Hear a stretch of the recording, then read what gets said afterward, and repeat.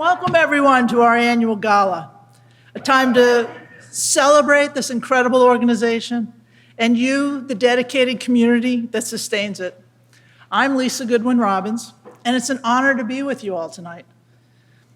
Before I start talking about the great work of Silent Spring Institute, let me say this has been a really hard week for many members of our community and beyond, with the senseless and tragic violence in Israel and Gaza. We are heartbroken for friends, family members, and members of our community affected by those atrocities. Thank you. Now, I can still say this is one of my favorite events of the year because I get to be surrounded by so many great people who share a passion for Silent Spring Institute and the mission to prevent breast cancer and other diseases, who share a profound desire to create a world that is safer, healthier, more just, and equitable. As an architect who is committed to creating healthier environments with safer, less toxic building materials, Silent Spring's work is especially meaningful. Tonight, we gather to celebrate our mission, and as you know, to celebrate an amazing leader. After 27 years, Dr. Julia Brody is stepping down as executive director. Her energy and vision have been the driving force behind our many successes, and we are forever grateful to her.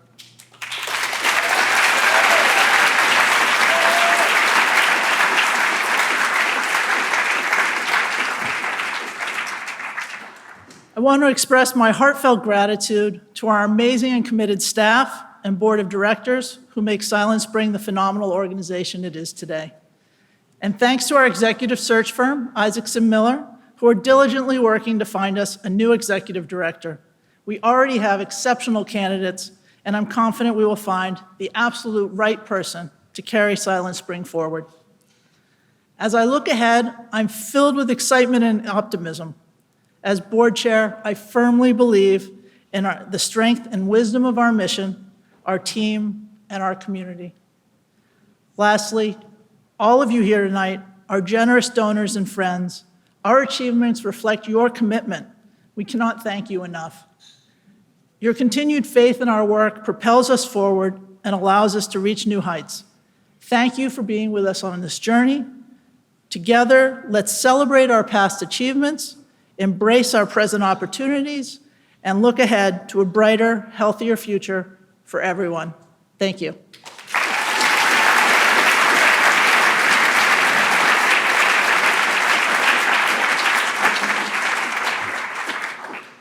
Every successful organization relies on longtime board members and their legacy for continuity and expertise. I'm grateful to our founders, many of whom are here tonight, and to our next speaker, co-founder and board member, Cathie Ragovin.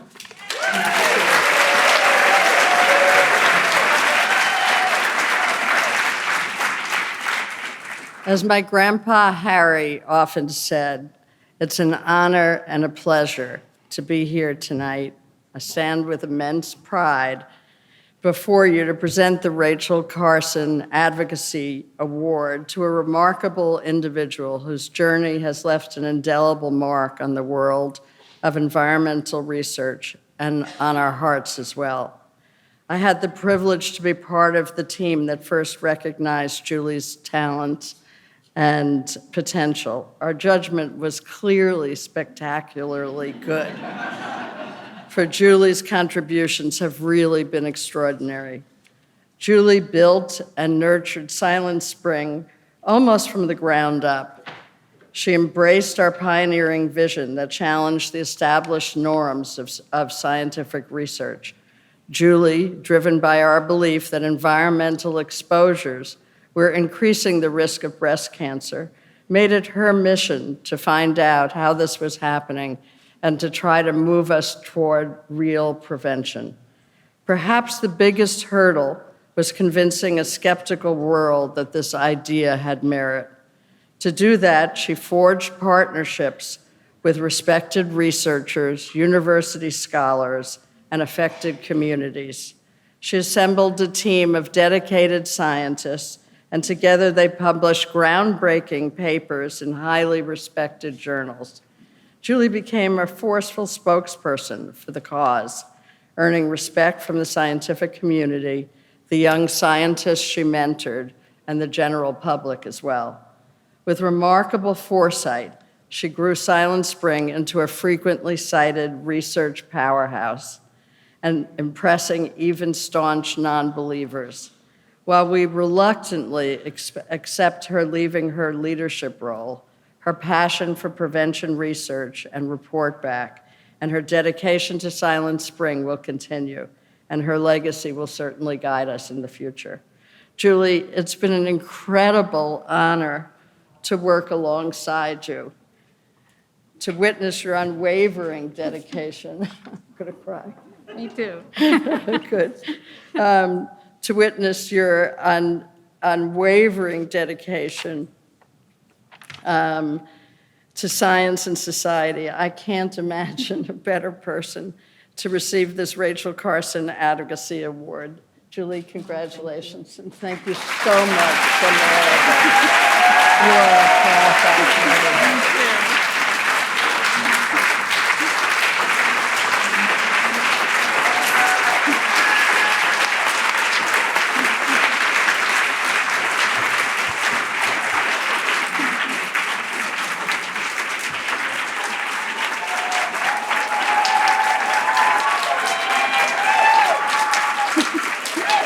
Thank you, Cathie.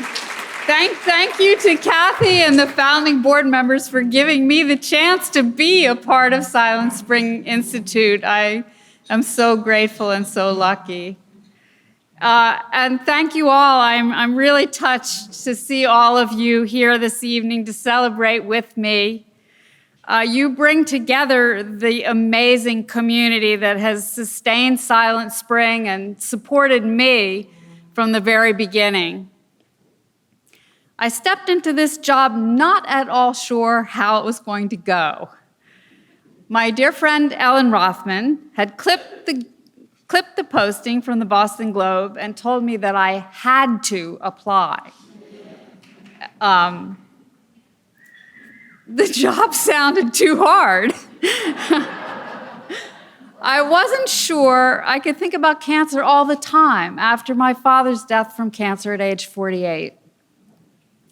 But I was inspired that the Massachusetts Breast Cancer Coalition had secured $1 million a year for a new kind of collaborative science, a partnership of activists and scientists across many disciplines, investigating the cause of breast cancer, beginning on Cape Cod. Scientists were just discovering a shocking phenomenon that's become all too familiar to us since then. Certain chemicals in plastics and all kinds of products can mimic hormones like estrogen that are known to influence breast cancer and other cancers and obesity and child development and fertility. The science at the time was controversial and profoundly important. So I accepted the job with a promise to myself to stick it out for 6 months.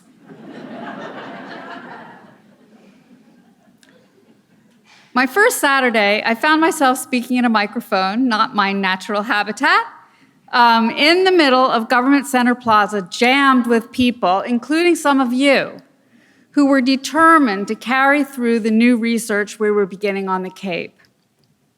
And people kept showing up for Silent Spring and for me in all different ways.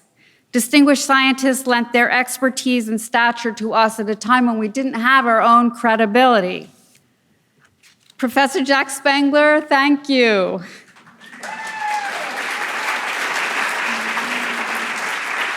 Thank you to Dr. Gwen Coleman at the National Institute of Environmental Health Sciences. You mentored us to become a national research team. Congresswoman Nancy Pelosi, the late Senator Kennedy, Senator Kerry, all stood with us as well. And at the center of it all, thank you from the bottom of my heart to the wonderful colleagues who came to work at Silent Spring.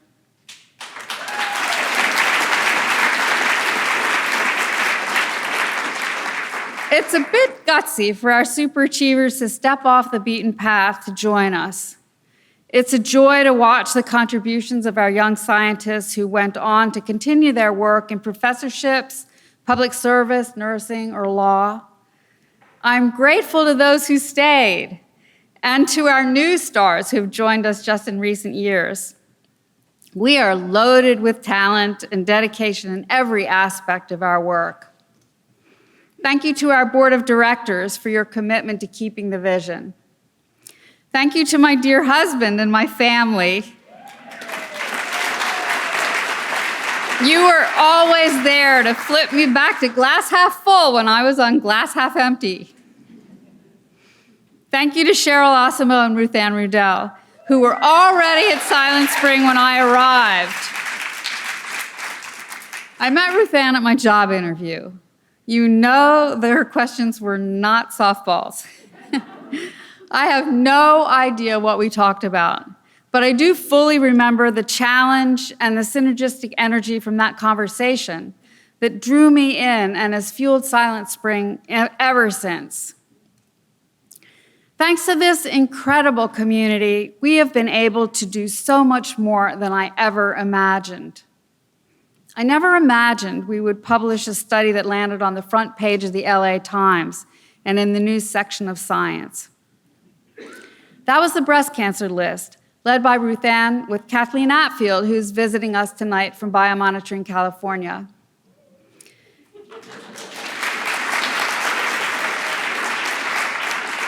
This was the first assessment of chemicals that cause mammary gland tumors in animal studies. It was the beginning of the Safer Chemicals program, which is advancing our understanding of the biology of how chemicals can cause breast cancer. I didn't imagine our science would get toxic flame retardants out of couches. Limit PFAS in drinking water and lead EPA to focus on indoor pollution. Or that we would help to spearhead the first forum for clinicians on cancer and the environment, first at Dana-Farber and then at Columbia University last year. I was drawn to Silent Spring by the Community Science Partnership, but I didn't anticipate how profoundly the sense of urgency from activists to find solutions now would force innovation and influence the entire field of environmental health. And it was community members who led to my own passion for right to know in environmental research. When we collected our samples from the household exposure study on Cape Cod, participants began asking what we found in their homes. It wasn't typical to report back these kinds of results because the science was emerging and there were no medical guidelines.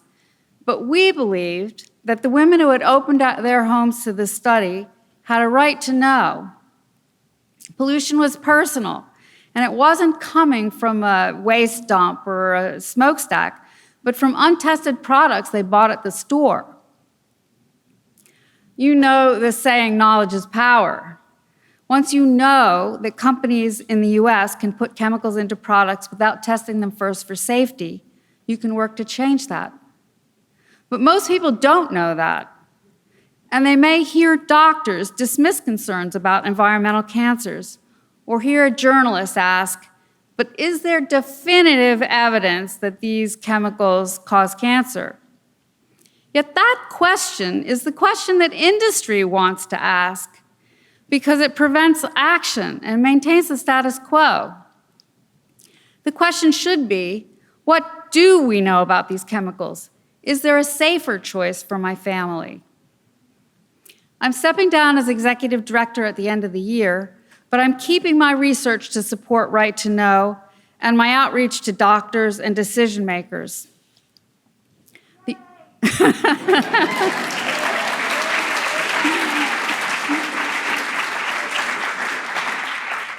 The urgency of Silent Spring's mission hasn't diminished at all. You may have seen recent statistics that cancer risk under age 50 is rising. 2/3 of those cancers are in women. Most of them are breast cancers. The biggest increase is in women in their 30s. It took until last year for automakers to start safety testing with female crash dummies. But regulators and manufacturers are still not testing pesticides or the hundreds of chemicals in cosmetics and other products for effects on females, specifically effects on the breast. Later this year, Silent Spring is going to publish a roadmap for how we can do that. And I know that Silent Spring will keep accomplishing much more than I can imagine. Next October, I'm going to be out there with you, cheering on a new director. I can't wait to see what comes next. And thank you all so much for your support.